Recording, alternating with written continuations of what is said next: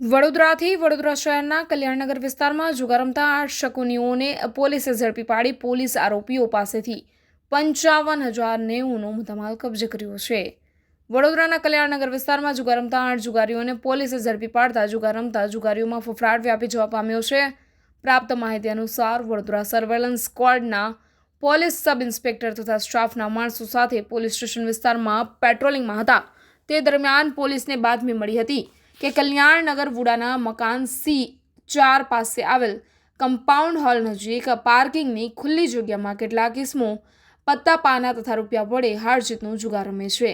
જે બાતમીવાળી જગ્યાએ પોલીસે રાઇડ કરતા કમ્પાઉન્ડ હોલ નજીક પાર્કિંગની ખુલ્લી જગ્યામાં ગોળ કુંડાણું વળી પત્તા પાના વડે રૂપિયાનો હાર જીતનો જુગાર રમાડતા 8 ઇસમો પોલીસે ઝડપી પાડ્યા હતા। પોલીસે આરોપીઓ પાસેથી કુલ કિંમત રૂપિયા 55,090નો મુદ્દામાલ કબજે કરી કાયદેસરની કાર્યવાહી કરી હતી।